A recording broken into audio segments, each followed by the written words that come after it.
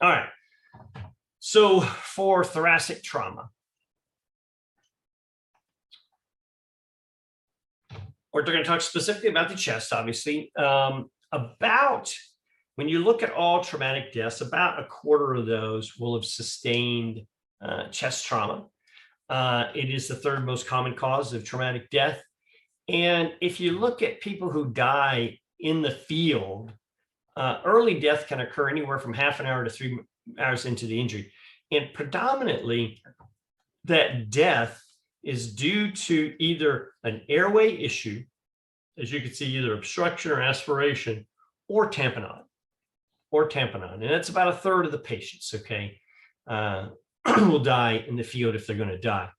Once they get them to the hospital, then it just depends. Their mortality from a chest injury goes way down, and it becomes more of a what else is injured that's going to kill them.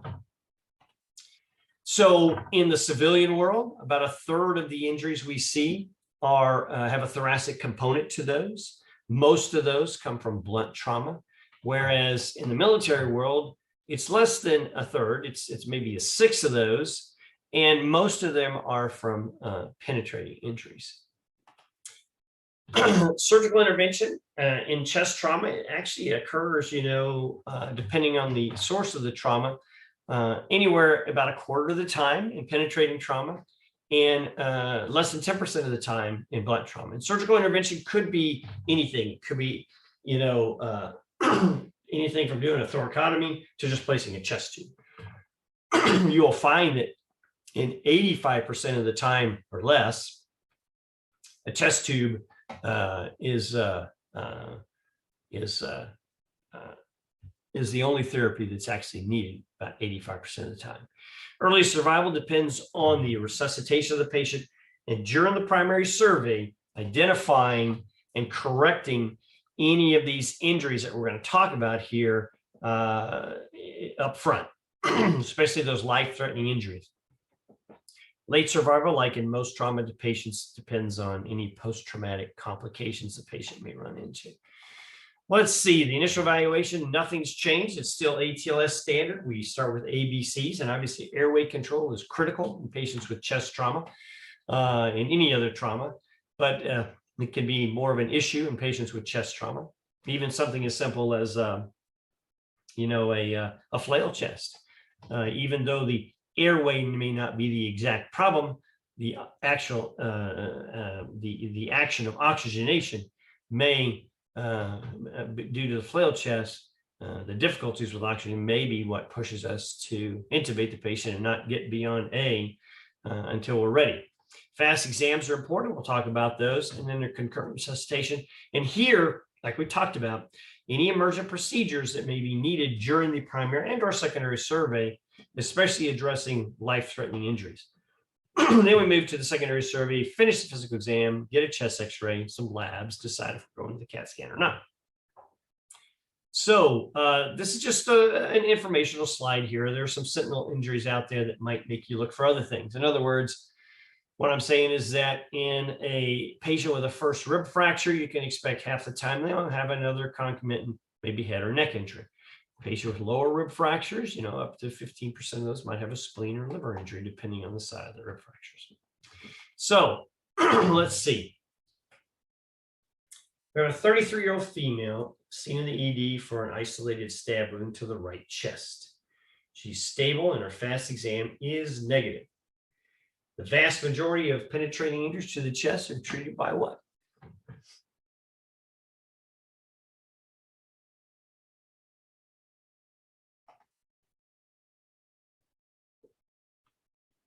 All right, lots of D's, and that's correct. Except 85% of penetrating injuries to the chest can be treated by a chest tube. All right, so we're talking about 5 life-threatening injuries, and these are those. These are injuries that typically need to be addressed fairly quickly. Some of them in the primary survey. This first one, tension pneumothorax. Rule number 1. You should never see this chest x-ray. Okay, rule number 2, you should never see this chest x-ray. This is a clinical diagnosis. The pathophysiology is there is a one-way valve. There's an injury to the lung tissue that is trapping air within the pleural space between the parietal visceral pleura. And that air cannot get out, cannot escape through a hole in the chest or through the trachea fast enough. It's taken in faster than it can get out, if it can. A significant tension pneumothorax will have a mediastinal shift. And then eventually, as you can see, the heart is all over here and pushed over to the right side. You get decreased venous return. And this becomes eventually the definition of a form of shock, obstructive shock, resulting in cardiovascular collapse. A number of signs and symptoms have been associated with a tension pneumothorax, either respiratory distress, unilateral breath sounds, distant neck veins, hypertension, cyanosis, you can name a bunch of different signs and symptoms. But what I teach is there's only two things that you need to know to make the diagnosis and treat a tension pneumothorax in a trauma patient. Anybody know what those, this is not a question here. Anybody know what those two things are? Two things that you need, two signs or symptoms that you need to have on a patient to say, I'm treating your tension pneumothorax. Obviously, this is a patient who has sustained trauma. Let's see, what do we got? All right, here it is right here. I like this answer. Decreased breath sounds on one side and hypotension. That's all you need. You don't need distended neck veins. You don't need cyanosis. You don't need tachycardia. You need unilateral breath sounds and hypotension. Somebody with unilateral breath sounds, a little respiratory distress will probably, by itself, or with some of the others, okay. But the two things that you really only need are unilateral breath sounds and hypotension, or absence of breath sounds on one side and hypotension. That's a tension pneumothorax until proven otherwise, and should be treated and not waited on. All right. Now, the most common cause, interestingly, of a tension pneumothorax is mechanical ventilation, PEEP. Basically, in our trauma patients that have, a pleural injury, maybe a contusion, maybe a stab wound that didn't cause a pneumothorax or something like that, then we have to put them on a ventilator for whatever other reason, add a little PEEP in there, and then they start having problems with blood pressure. And essentially, they develop a tension pneumothorax. That's actually the most common cause. Again, the diagnosis is clinical, and the treatment is immediate decompression. I threw these stats in here just because they're very interesting. If you do a needle decompression in the classic second intercostal space, mid-clavicular line, it actually takes an 8-centimeter needle. Think about how long that is to reach the pleural space greater than 90% of the time. Now think about what comes in off the street. Our EMS folks, are trying hard to decompress these things, but think about what they're putting in there. And a very nice paper showed that if you want to hit the pleural space greater than 90% of the time, you need to use an 8-centimeter needle. It's a pretty large needle. And for us trauma surgeons, we tend to skip this, so we just go straight to the 4th or 5th intercostal space and place a chest tube. All right, next one is a massive hemothorax. Now, this diagnosis really is only made after you've drained it, but the definition is 1.5 liters of blood or greater than a third of the blood volume in the chest cavity, like in a kid. These patients typically in a massive hemothorax will have some element of hypertension. It may not be, they may not be suffering a blood pressure of less than 90 systolic, but it could be around 100. Something that's not, frankly, normal. And then typically dull or unilateral breath sounds are present in these patients. You can start suspecting a massive hemothorax. Typically, the side is potentially whited out. Treatment is placement of a chest tube. And then once you measure the volume, then you have a massive pneumothorax. Let's talk about doing a thoracotomy in this case, okay? So the definition, the indications for a thoracotomy in a patient, who's had trauma to their chest, in particular, more likely penetrating trauma, are right here. So if you place a chest tube in a patient and on initial placement, you get more than 1.5 liters of blood out, that is an indication to go to the OR. It's an indication to go to the OR. I would go to the OR. You should go to the OR with that. That should be a gimme. More than 1.5 liters. We shouldn't be standing around watching that. Second indication in the textbooks is if they put out more than about 200 cc's per hour in a 2 to 4 hour period, that's the indication to go to the OR. Now, if you want to stand around measuring that, that's fine, but that's an indication. The third sort of catch-all is if you, as the trauma surgeon, feel like there's ongoing hemorrhage, then take them to the OR and try to stop that hemorrhage. Don't sit around waiting. So there's some numbers here that you can refer to: 1.5 liters, more than that in the first placement of a chest tube, or greater than 200 cc's for 2 to 4 hours, blah, blah, blah. Or if in your clinical judgment, the patient's physiological status suggests that they've got ongoing hemorrhage, then just do the right thing and take them to the OR. All right, next, or for the thoracotomy, there are a couple of indications for a thoracotomy. We've talked about one, excessive or persistent chest tube drainage. So they're continuing to have ongoing hemorrhage at some level. Other indications for going to the OR and do a thoracotomy or thoracostomy is persistent hypotension despite resuscitation.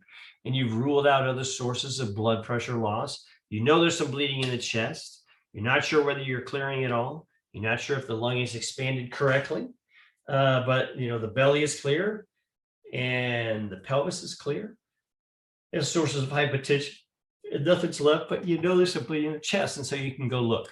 And then, of course, increasing hemothorax based on follow-up chest CT or whatever, or chest X-ray despite chest tube output, or the fact that you have a chest tube there, or 2 chest tubes placed. All right, next injury that we really have to pay attention to is cardiac tamponade. So this is obviously more commonly found in penetrating trauma as opposed to blunt trauma. And it takes truly a high index of suspicion. There's sort of a classic injury that goes along with this, or at least location of the injury. We talk about the box in a patient who's sustained an injury to the cardiac box. And that's located between the nipples and from the xiphoid process to the sternal notch. Anybody who has a penetrating injury in that area, you definitely need to have a high index of suspicion for an injury to the pericardium. Pathophysiology, you develop fluid in the pericardium, obviously in this case blood, and you get compression of the right heart in particular. Sort of, again, another example of obstructive shock. You get obstruction of venous return into the right heart. You can't feel the left heart, cardiovascular collapse. Again, just like tension pneumothorax, there are a number of signs and symptoms. Very similar signs and symptoms: respiratory distress, extended neck veins, hypertension. But the difference between tamponade and a true tension pneumothorax is that tamponade used to still have bilateral breath sounds. That's why it's critical to look for those unilateral breath sounds in a tension pneumothorax. How you diagnose this? The first indication may be a good fast exam. You see blood around the heart. There are a number of ways to make the diagnosis, but there's only one true, classic, definitive way of making the diagnosis, and that is a pericardial window. You can make a diagnosis with a fast exam, but until you actually open up the pericardium, see blood in the pericardium, then the diagnosis is not made yet. Pericardiocentesis, is it diagnostic? Is it therapeutic? Who should be doing these? I will tell you that there's really only one true indication for pericardiocentesis, and that is not with you as a trauma surgeon or a general surgeon. The only true indication for pericardiocentesis in a patient with a suspected cardiac tamponade is it should be performed by an ER physician, bottom line, while they're waiting for you to get to the hospital and the patient potentially is going to crash. So can it be diagnostic? Can it be therapeutic? Yes. Obviously, if you get the needle into the pericardial space, but it's not something you as a surgeon should mess with, and it's not definitive treatment. Definitive treatment is what you as the surgeon would provide, which is a pericardial window and decompression of the pericardium. In a stable patient, if you want to, you have choices of incisions, median sternotomy or thoracotomy. The median sternotomy in a stable patient is going to be give you better view, a better exposure. In an unstable patient, obviously an emergent thoracotomy, an anterolateral thoracotomy. There's always anesthetic concerns. This is the classic patient who comes in, you have a high suspicion for pericardial tamponade, you do a fast exam, you actually see fluid, there's a stab wound to the box, the patient's blood pressure is, 100/70 or 105/70, they're sitting on that cusp. Probably the best thing you can do for the patient right then, after you've made that diagnosis, is start loading them with fluid. Because when you go to the OR and you induce them, there's a concern that you may bottom out their pressures and they could go into cardiovascular collapse. So it's the patient who you want to volume overload a bit and then get them off to the OR, and they say prep and drape first and then put them to sleep. All right. If I want to talk about anything else here. Remember, one thing to remember, and the reason I talk about the pericardial window, is that a fast exam is very good at ruling in tamponade, but it is not definitive for ruling out tamponade. If you have a patient who comes in with a stab wound to the box and they're a stable patient, the study of choice and the answer I'm going to pick on my written exam and my oral exam is pericardial window. Even if the examiner says, well, you did a fast exam, it's negative, I'm not going to trust a fast exam to rule out an injury to the heart because it is not the definitive study. You go to the OR, you do a pericardial window. If the fluid is clear, then you've ruled that out. If it's not clear, then you need to enlarge your incision quite a bit.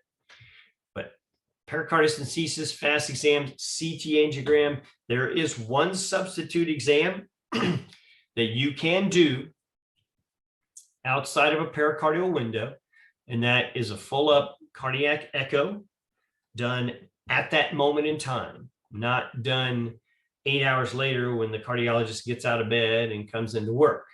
It has to be done at that time. Otherwise, take the patient to the OR and do a pericardial window.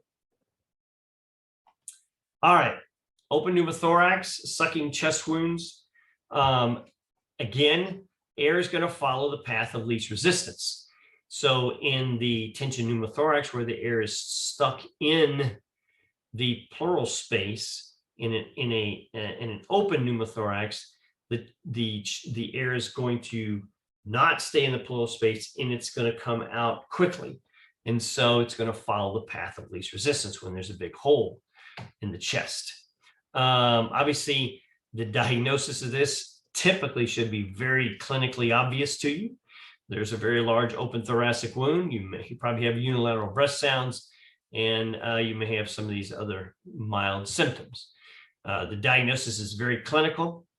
A treatment in the field, we talk about putting a fluttered valve dressing over this wound here and covering it. We don't cover it. We don't tape it down on all four corners and sides, because at that point in time, we can create a tension pneumothorax if you tape it on all four sides. A tension pneumothorax can develop during transport. The treatment is basically twofold. One, we want to place a chest tube. Basically, this patient's going to need to go to the operating room, have a chest tube placed, and repair of the open wound. Flail chest is our last of the 5 life-threatening injuries. And depending on the flail segment, definitely can be life-threatening without controlling the airway up front. These patients will always have a pulmonary contusion, because we'll talk about the pathophysiology, but that's a result of a flail chest. and that's the main cause of hypoxia. The definition is 2 or more adjacent ribs fractured at 2 more places. So it's typically a floating chest wall segment. You may see something like this looking from the foot of the bed. You may see an asymmetrical chest. You may see paradoxical chest motion, that when they inspire, the chest moves inward instead of outward. And you may feel crepitus on the chest. So all of those are possible. And in a good flail segment, you'll probably see all of those. Diagnosis is based on clinical signs, and typically a chest x-ray and or CAT scan can give you the diagnosis. We want to see multiple rib fractures and development of a flail segment in 2 or more ribs fractured in 2 more places. The treatment typically is non-operative. It's a resuscitation, adequate oxygenation, improved ventilation, and analgesia.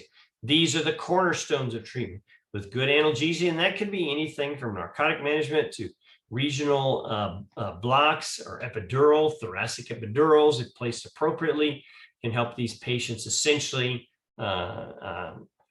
improve their oxygenation and ventilation. You want to be very judicious and careful with your resuscitation. You don't want to over-resuscitate the patient so they're having to deal with fluid overload along with a fairly large pulmonary contusion caused by the flail chest. Let me go backwards here for a second. The one thing I don't have in here that you could look up and do a little research on is, because not all of the sites are doing, is obviously rib fracture stabilization.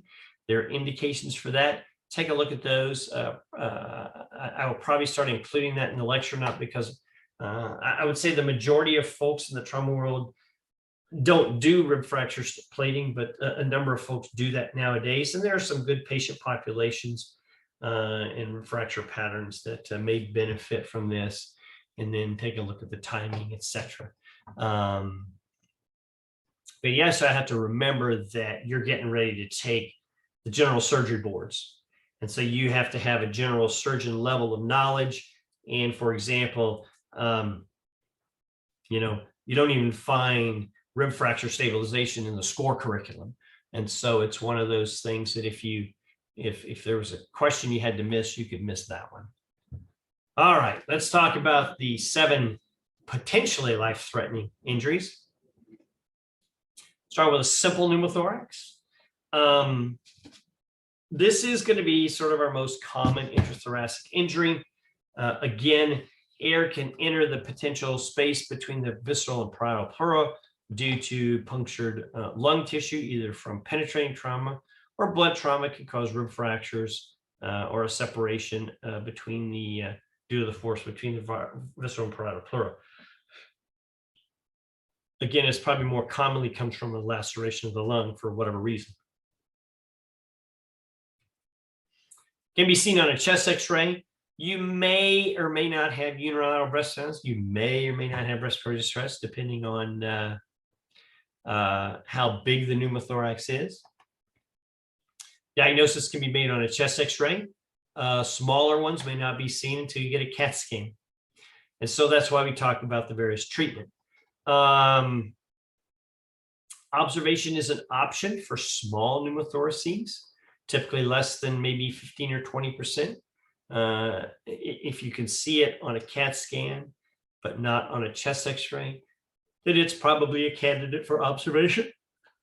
And what we do is we don't just watch these people. You want to provide them with some high oxygen concentration, either through high flow nasal cannula or a non-rebreather or something like that. And the reason is because in the atmosphere, remember 70% of the air we breathe is nitrogen, and nitrogen does not absorb into the tissues. And so when you have a pneumothorax, 3/4 of what's in that pneumothorax is nitrogen. But what you can do is, by providing the patient oxygen, is you can wash out the nitrogen, replace it. And your goal is to get 100% oxygen in that pneumothorax, because oxygen is absorbable. And if you can do that, then the lung will reabsorb it. and then reoppose the visceral imparator pleura. That's the goal. So observation includes providing oxygen. You can't just sit them up there without oxygen and expect the pneumothorax to go away. Aspiration of the air doesn't have a very good success rate, so we don't recommend that you do that. You can, tube thoracostomy is the treatment of choice. Just understand that the size of the tube is dependent on your accomplishments. You can use a pigtail catheter and a simple pneumothorax when there's no blood to be, if it's not a combo hemopneumothorax. Pigtail catheters are completely tolerable and successful at treating the pneumothorax. Tension pneumothorax prophylaxis, i.e. placement of a chest tube. Remember what I said? The most common cause of a tension pneumothorax is PEEP from mechanical ventilation. So you have to think about instances. Doesn't mean everybody who has a small pneumothorax that's going to the OR needs to have a chest tube. What it means is you need to think about it and potentially provide that chest tube depending on positioning of the patient, etc. How long the case is going to be. Hemothorax is the second most common intrathoracic injury. Obviously, it's caused by bleeding into the chest cavity. A number of causes of that can occur. One, rib fractures from blunt trauma. The bleeding typically comes from intercostal vessels. Penetrating trauma, you can lacerate any artery or vein on the way into the chest, whether it's mammary or intercostals or whatever, that can cause bleeding, just lung tissue itself. And then most bleeding will stop with re-expansion of the lung. You may, again, or may not have any of these signs or symptoms. You may not have any signs or symptoms except there's a wound there. Or depending on the size, again, you may have decreased breath sounds. Diagnosis is clinically suspicious or based on clinical suspicion. And you get a chest x-ray that sort of has a leveling off, of blood. It's not a high rising diaphragm. There's a meniscal effect to the fluid in the chest wall. Obviously, this is more of an upright or sitting upright chest x-ray. If they're lying flat, you may see essentially a haziness to one side that's completely occupies one side compared to the other. This treatment is a tube thoracostomy. We typically do not sit on these unless they're very, very small. And then, of course, if there's continued ongoing hemorrhage based on the indications we talked about, we may need to do a thoracotomy. Complications, empyema is one of the more serious complications we'd like to avoid. One of the bigger risk factors if there's concomitant injuries to like the spleen or the liver. But we can, at many institutions, and I recommend having a protocol to deal with the retained hemothorax. So let's say you place a chest tube here and you drain the blood, but yet you do a follow-up chest x-ray and you still see some hemothorax left. So you have a couple options here.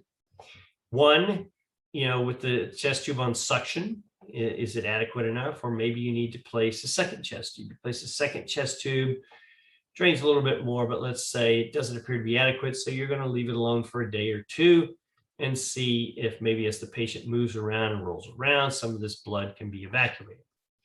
So let's say a couple of days have gone by, you have your chest tubes in, they tend to be functioning, they're not clogged, but you still have a meniscal effect and say, it looks like there's still some blood left. Well, the first option is the first thing I would recommend beginning is a CAT scan. Chest CT, you don't need contrast, it's a chest CT to evaluate how much blood is in there. And so the protocol we use is within 48 hours, at the 48-hour point, if I still feel there's a retained hemothorax there, I send the patient off for a CT, they get a CT, and I estimate the amount of blood that's in the chest. And if it's anywhere above 300 to 500 cc's, and if you search the literature, you can find a nice formula that uses CAT scan slices and the number of slices involved, et cetera, to calculate this volume. And if it comes out to be more than 300 to 500 cc's of blood, then a VATS is warranted in this case and has been shown to prevent the formation of an empyema.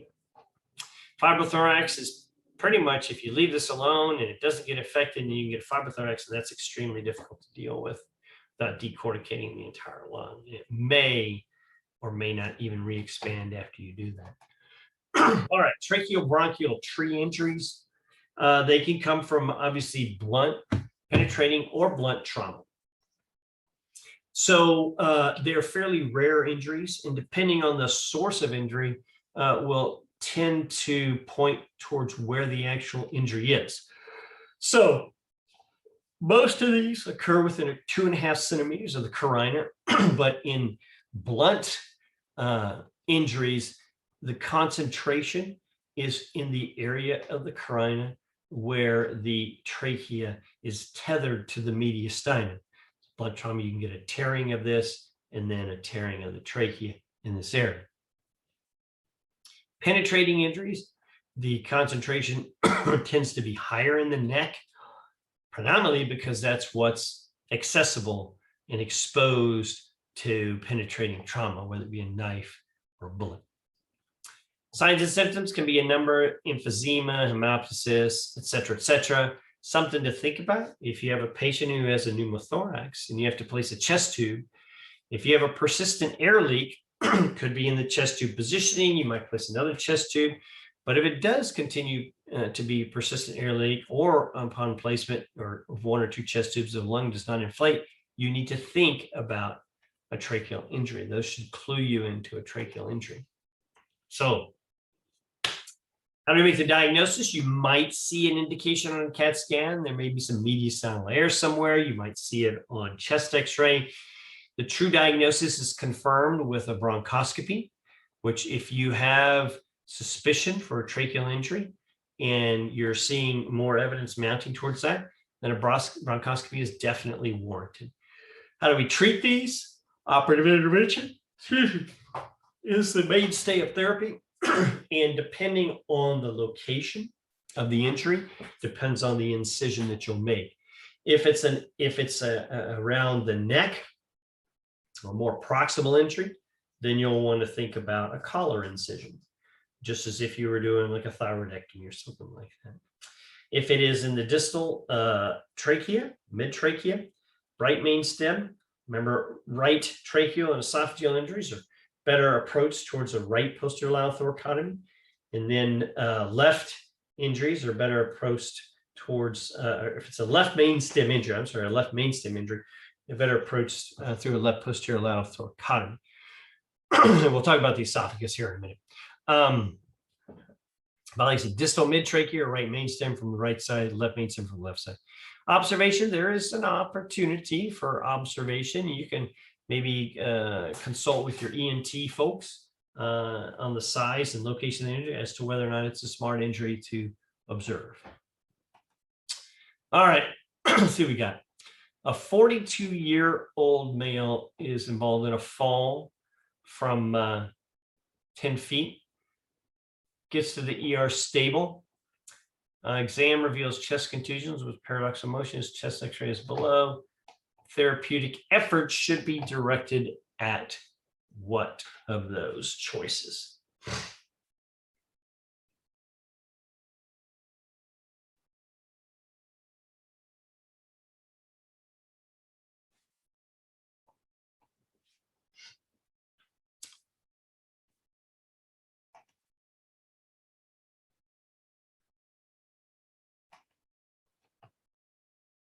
This may be difficult to see on your screen, depending on what you're watching this with, but I will tell you there's not a pneumothorax on this chest x-ray to help your choices. So the answer is what most people chose, which was A. Basically, this is a flail chest, a bad flail chest, and you want to direct your therapeutic efforts at pulmonary parenchymal injury. Obviously, if there was a pneumothorax here, you definitely want to treat that first. All right. Now let's talk about blunt cardiac injury. Since the right side is more anterior, it is the most common side that's injured. Mortality can be up to 25%. There are a whole host of symptoms that can be associated with a blunt cardiac injury, but probably most patients are going to be completely asymptomatic. Symptomatic patients are going to have tamponade or some sort of cardiac dysrhythmia, maybe due to the fact that maybe there's a papillary muscle that's tore, something like that. Those patients should definitely exhibit an abnormal EKG within the first 24 hours. And then, of course, if they have ongoing arrhythmias and hypotension, and their mechanism is a blunt chest injury, you need to think about the heart. There's no gold standard for the diagnosis. We typically start with the EKG. Cardiac enzymes can be inconclusive if they're elevated. Where they are very beneficial is in their negative predictive value. If you have a patient who has blunt chest trauma and you draw cardiac enzymes and they're 0, then their chances of having a cardiac injury are pretty close to 0, or at least something that you'd have to worry about. So the algorithm we kind of use is here under treatment. In a patient who comes in who is suspicion for a blunt cardiac injury because of, say, the blunt chest trauma, they have maybe a sternal fracture or something like that. If they're asymptomatic, you could get an EKG on them.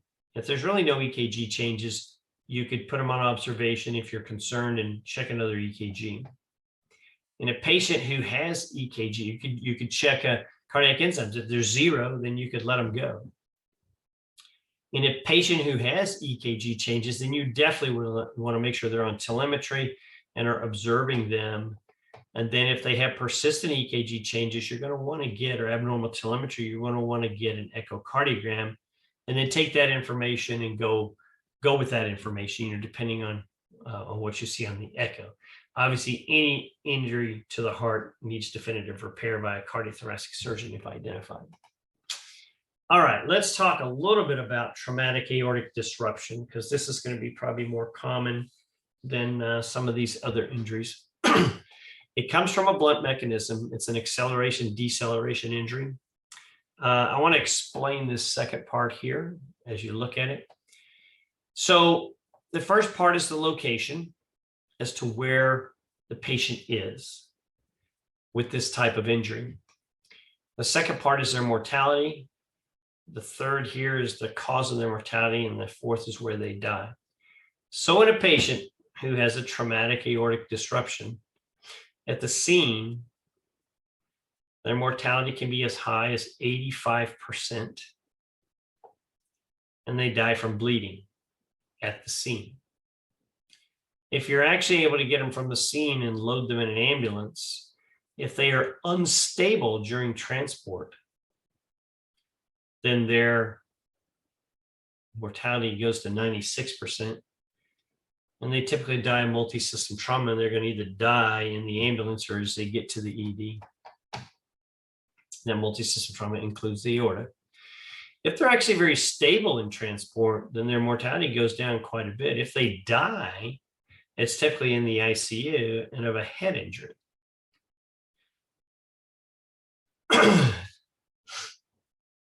Many signs and symptoms. Again, this is going to be one of those high index of suspicions. A lot of patients will not even have any signs and symptoms outside of knowing that they had a mechanism that goes along with chest trauma. This unequal blood pressure and pulses is an uncommon finding. And they may or may not have hypertension depending on their injury. The location is a classic location. It's the proximal descending thoracic aorta, just distal to the ligament arteriosus in more than 90% of the cases. Here are the mechanisms associated with these high-speed MVCs and falls that can result in blunt injury and tearing of this ligament, thus tearing of the aorta. How do we diagnose these? There's a lot of findings. Lots of findings that can clue us in. Probably the most common is the widened mediastinum, seen in at least 85% or more of patients. That's defined as more than 8 centimeters across. Widened mediastinum, excuse me. Next is an interstitial aortic knob, which you see is missing here also. And then some other smaller findings you may see on a chest x-ray. You can use TEE to make the diagnosis, but the gold standard is going to be a CT angiogram. It has some of the same sensitivity and specificity as does old catheter angiography. So nowadays we get a CT angiogram looking for these injuries. What do we do about these? The first thing you and I are going to do as general surgeons is treat them medically. So the concern here is how much the aorta is stretching. That's what this DPDT is the stretch of the aorta, how much it's stretching and how many times it stretches. So that's what we're going to affect with our medical management until we can make a decision on definitive treatment. One, we can minimize the amount of stretch by keeping the blood pressure below 140, typically. Some places say below 100. And then we can minimize the number of times that it is stretching by keeping the heart rate less than 100. I like to begin with beta blockers. Esmolol is a good choice. If you have to add nitroprusside to help with the blood pressure, that'll work. This management can be a little counterproductive in the patient who has a traumatic aortic disruption and a severe TBI. So you have to manage it between some fairly thin lines here, especially the blood pressure, to try to meet the criteria for preventing secondary injury from a severe TBI and also appropriate medical management for traumatic aortic disruption. Not a great combination of injuries. How do we treat these? Operative management. There's two ways nowadays. Endovascular therapy is the desired approach. It's the dominant repair strategy. Mortality has been greatly reduced since the old days. And it comes with its own set of complications, which are very closely, obviously, related to endovascular surgery. Paraplegia incidence is fairly low. The old way of direct repair, clamping and sewing, had a fairly high mortality and paraplegic rate, and its own set of complications in a patient who had to go through a fairly extensive operation and some extensive ischemic time. All right, diaphragm rupture. Diaphragm rupture most occur on the left because the right has the liver there that can protect the diaphragm. More commonly seen on the left are blunt injuries because the spleen is small and doesn't protect the diaphragm. Penetrating injuries, left more than right, probably because more people are right-handed as opposed to left-handed. One thing you got to understand is that blunt injury is going to provide you with a fairly large tear in the diaphragm. And so that's something that you need to think about and potentially much more easy to diagnose as opposed to a penetrating injury to the diaphragm as small perforations. This to make the diagnosis of a small penetrating injury diaphragm, sometimes a couple of factors have to come together, like, oh, I've got a stab wound to the right flank or left flank, and it looks like it's a belly stab wound, but yet I've got a pneumothorax. How did that happen? Or I did a CAT scan. I don't see an injury to the diaphragm, but the injury site is into the belly, but now I have a pneumothorax. And so there's only one way that can occur, and you probably do have a small perforation. Most people are not going to have any symptoms related to the blunt diaphragm, to the diaphragm rupture unless it's a fairly large rupture. Associated injuries are common with this, predominantly because it's hard to injure the diaphragm. Penetrating, most will have 50% have another injury. Blunt, 80% will have another injury because, again, getting a blunt injury to the diaphragm is not easy without injuring other parts of the body, where there's a pelvic fracture, a head injury, or what. How do we diagnose this? There's a number of ways that might clue you into thinking there's an injury. You do a chest x-ray and you see an elevation of the diaphragm. You see stomach, or you see abdominal contents in the chest, like a stomach or a colon or gas. You place an NG tube and it ends up in the chest and it's not in the lungs. All of those. You can do a GI contrast study, but probably the best way of diagnosing this will be getting a CAT scan. It has pretty good sensitivity for finding something in the chest that shouldn't be in the chest, and it may show inflammation or a tearing in the diaphragm. And then, of course, there's a number of ways to fix this depending on what you're comfortable with. Laparoscopy can also be a way of making the diagnosis and performing the repair. If you're comfortable operating on the diaphragm from the chest, you can do it through a chest approach. And of course, laparotomy may be the approach because you're having to go do something else.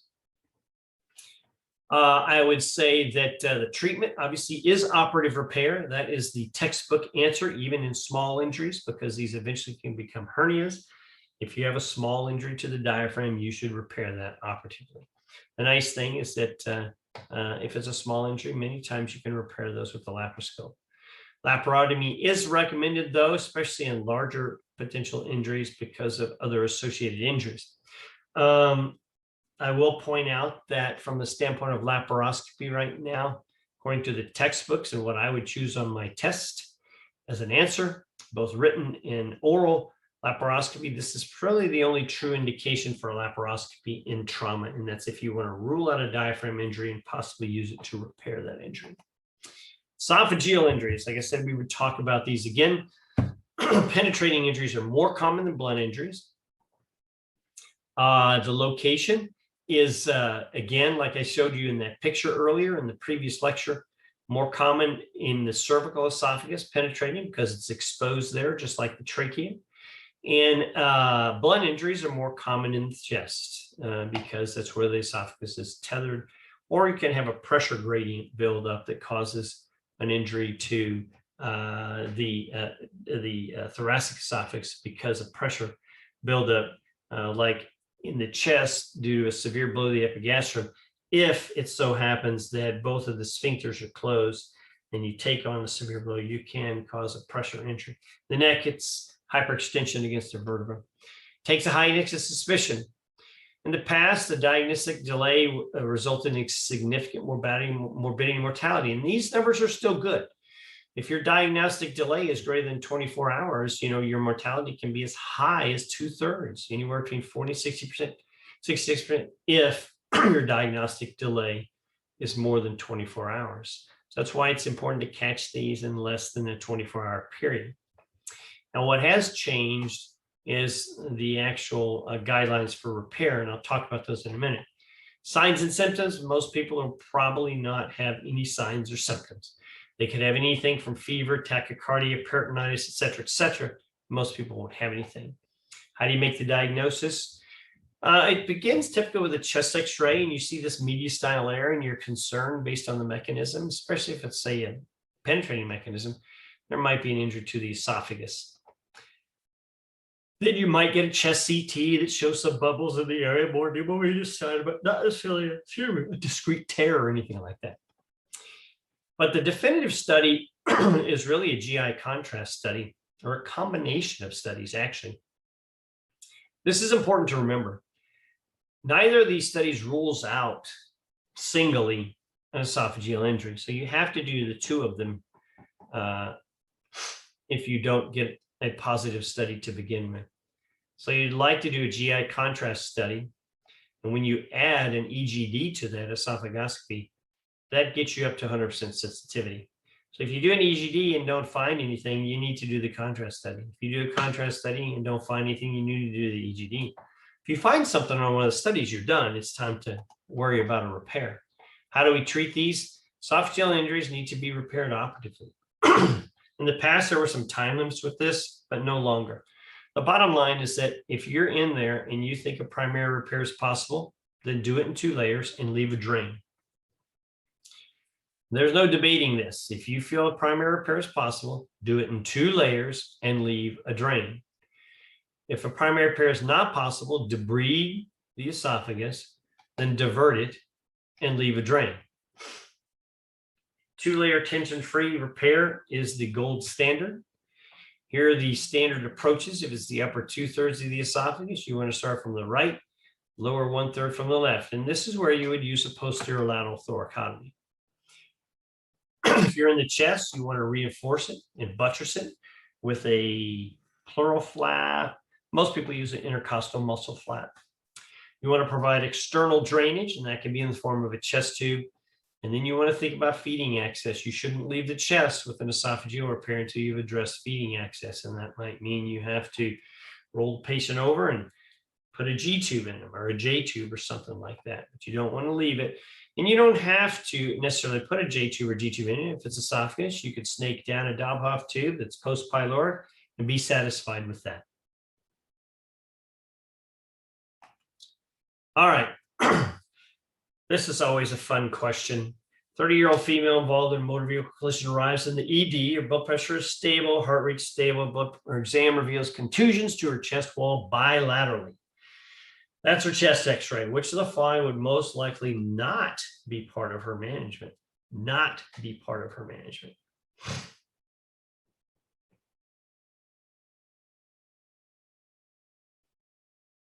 This is a little bit of a trick question. Which of the following would not be part of her management?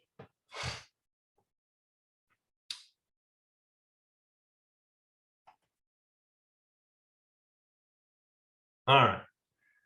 I don't think I've fooled anybody with this, but the answer is C. Observation and oxygen therapy is not part of her management. This lady has what looks like a pretty large laceration or injury to her left diaphragm. We'll probably diagnose that with a CAT scan. She's going to need an X-lap to fix that. At the end of the case, we place a chest tube because we need something in the pleural space to drain it. But just pure observation oxygen therapy is definitely not part of her management. All right. Miscellaneous things. I'm going to take a really couple minutes to do this, and then we'll go over some questions that you guys might have. Rib fracture is most common finding in chest trauma. This is the pathway of how a rib fracture leads to pneumonia. Pain. I don't want to breathe. Since I don't want to breathe, I get atelectasis. Since I get atelectasis, I can get excessive secretions in my pulmonary tissues. That takes away my overall surface area to absorb oxygen. I become hypoxic and I can develop pneumonia. Treatment, good pulmonary toilet. Pulmonary contusion, pretty much the same as rib fractures in terms of pathophysiology. Lung bruising, parenchymal injury. Don't have to have a laceration necessarily. You get microhemorrhage, lots of edema building up in the alveoli collapse because the surfactant doesn't work anymore. Look, you lose surface area, absorptive surface area for oxygen. You get hypoxia, potentially ventilator failure, end up on the ventilator, and potentially pneumonia. Remember, a pulmonary contusion is best seen on a CAT scan early on as opposed to a chest x-ray. Treatment, analgesia, good pain control, no fluid, avoiding fluid overload, good pulmonary toilet. Antibiotics are not required. Chest tubes. Pain is the most common complication. And we can see dislodgement up to 7%, non-functioning chest tube. What else? Resuscitative thoracotomies. Obviously, the utility of it is to release a tamponade or repair cardiac injury or stop exsanguinating intrathoracic hemorrhage. That's the utility of resuscitative thoracotomy. Other things we can do, cardiac massage and cross-clamp the aorta. Who gets them? These are the sort of indications coming out of the Denver research. Bottom line is you have 3 timelines now, 15, 10, and 5. If you have penetrating thoracic trauma in a patient who's dying, CPR has been started in less than 15 minutes. That's an indication. The blunt hasn't changed. 10 minutes, less than 10 minutes. This has changed. If you have penetrating non-thoracic, abdominal trauma, less than 5 minutes of CPR, because most likely your problem is in the aorta down there. And you're not going to be quick enough to save these people. That's a devastating injury. All right. Survival numbers have really not changed that much. Penetrating trauma is about 10%, blunt still less than 1%. All right. 53-year-old gunshot wound to the right chest. Day later with significant chest pain. Work reveals an injury to the mid-thoracic esophagus. Take him to the OR. You got a 2-centimeter segmental defect with severe mediastinitis. The best treatment at this time would be what? Based on what you heard, the presentation of the patient. Days so later, severe mediastinitis, 2-centimeter segmental defect.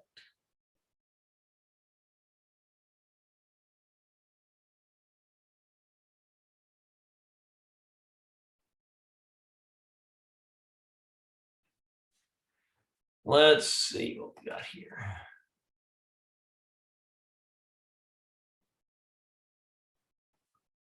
All right. Majority of the answers are correct. C is the correct answer. This patient it's a day old, but the problem is a severe mediastinitis. That's a patient who you do not want to be putting their esophagus back together in, or it's just going to break down. So right now, esophageal exclusion. So staple off the esophagus, resect the bad stuff, leave an NG tube to drain the upper portion of the esophagus that's left. The lower portion, we'll leave a drain in the chest or in the neck, depending on where this is. It says temporary close of the G junction. You do that by stapling off the esophagus. So maybe you resect that 2-centimeter segment. You can give a gastrostomy to drain the stomach because you can't get an NG tube down in there. Maybe jejunostomy, or you give them a GJ tube. But these item C meets all the requirements for esophageal surgery here in a patient with severe mediastinitis. Those are references. Let's just look at some of the questions here.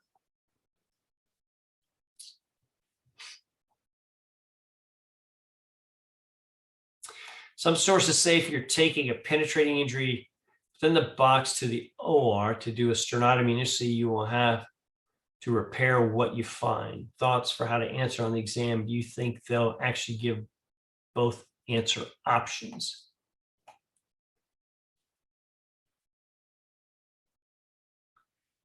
So the answer is this.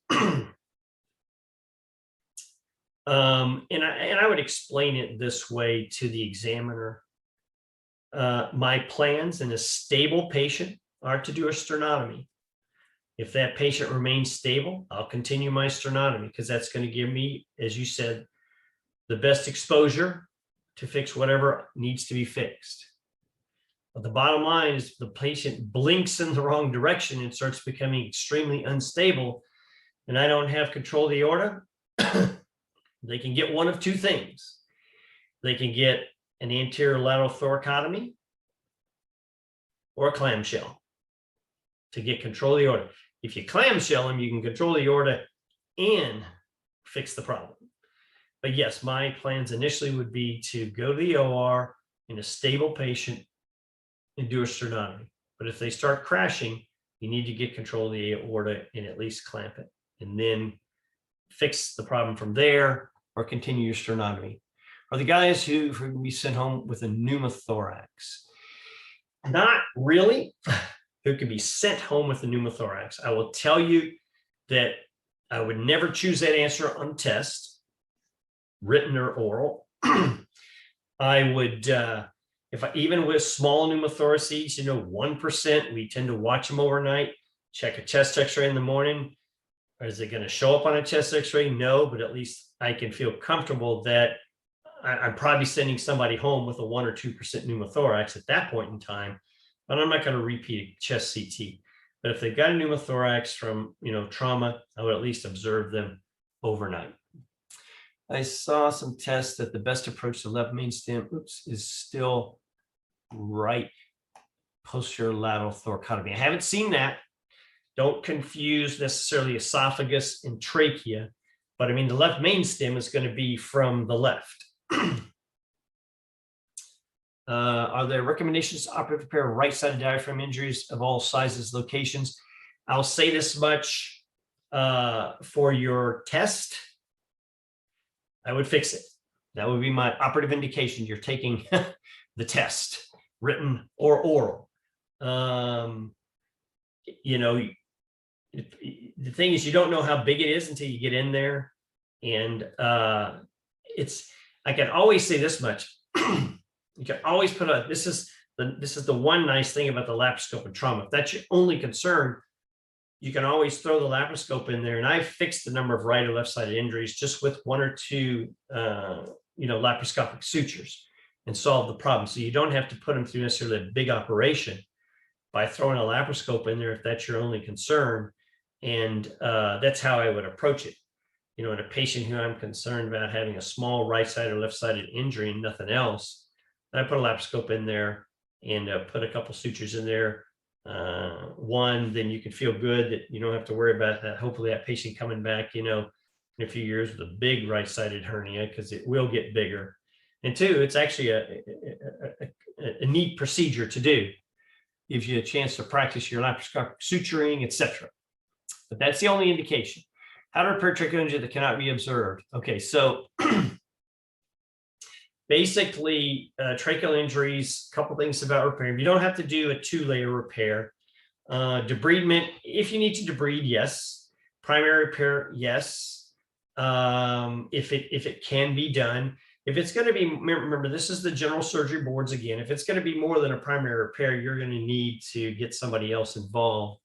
So I would say for those, and I think I had a slide on that, I'm pretty sure.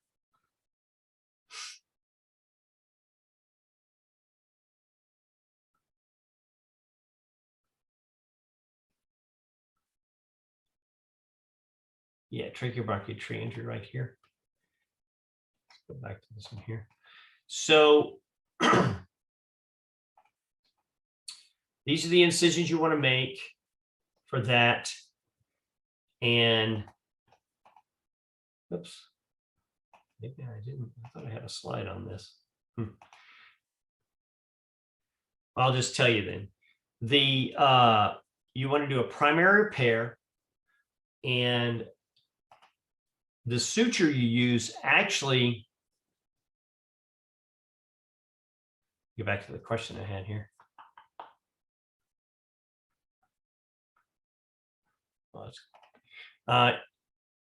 Here we go. You want to do a primary repair, and if there's a concomitant injury with the esophagus, you definitely want to buttress it because you want to avoid tracheoesophageal fistula. Debride what needs to, primary repair. The suture is a non-stone forming suture, so like PDS or chromic, because you can get tracheal stones that can cause obstructions if you use any other suture like Vicryl or something like that. Primarily repair, it's a single layer repair, no different than closing a hole in the trachea. Some say pulmonary contusion is the most common intrathoracic injury. Thoughts? Do you think they will give both answer choices? Not necessarily. It probably just depends on the textbook. I don't remember a lot of questions on the exam being what's the most common injuries and stuff like that, because it's like asking what's the most common intra-abdominal injury, spleen or liver. So it just depends on the year, and so I wouldn't get too wrapped around that. There were also some other questions on the chat, and I'll see if I can find those here. Intrapleural TPA Dornase versus VATS for, yes, there is a role for that. You can talk to the folks that do that, your cardiothoracic surgeons.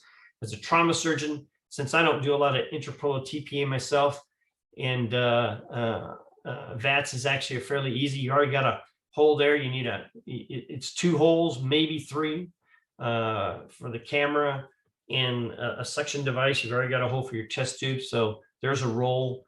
But it's your choice. Not doing gastrostomy on that patient could be beneficial, correct? You just need to feed distally. If the stomach is needed for because the G tube makes that difficult. Actually, that's a misnomer. If you do a G tube, you can still use the stomach for a reconstruction. You do have to drain the stomach, though. If you staple off the esophagus, you're going to need to drain the stomach in some way, shape, or form. So don't be afraid to do a G tube in that patient. And if the examiner challenges you, the answer, if you look in the literature, you can do a G tube and still use the stomach for reconstruction. You do gastrostomy for feeding and drainage. Yeah, you have to use the right tube. You'd have to use a GJ tube for that. Unless you'd have to, if you just use a G tube for feeding and drainage, that might be a little difficult. You're leaving kind of that all up to the nurses and timing and stuff like that. So usually they just okay. I see it. I don't know what TrueLearn is. It's proximal left mainstem. Some questions on TrueLearn state access from right chest. I'm not sure what that is. I would go from the left. I don't know. I've been in the left chest and are much more comfortable getting to the left mainstem from the left chest. Delayed diaphragm injuries.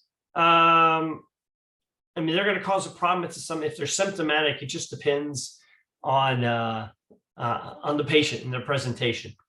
in terms of what you mean by delayed. You're talking a couple of days, you're talking years later, you know. If it's a couple of days, I would still stick a scope in and repair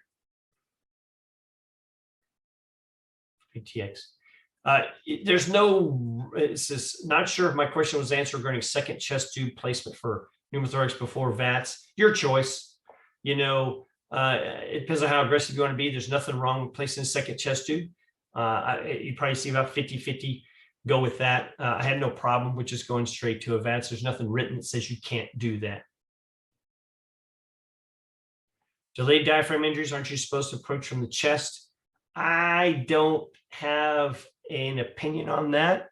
I think it's your comfort level. You know, as a general surgeon, I'm very comfortable fixing even some of the most delayed diaphragm injuries from the belly. It really depends on your comfort level. You know, a cardiothoracic surgeon is probably going to be much more comfortable going from the chest.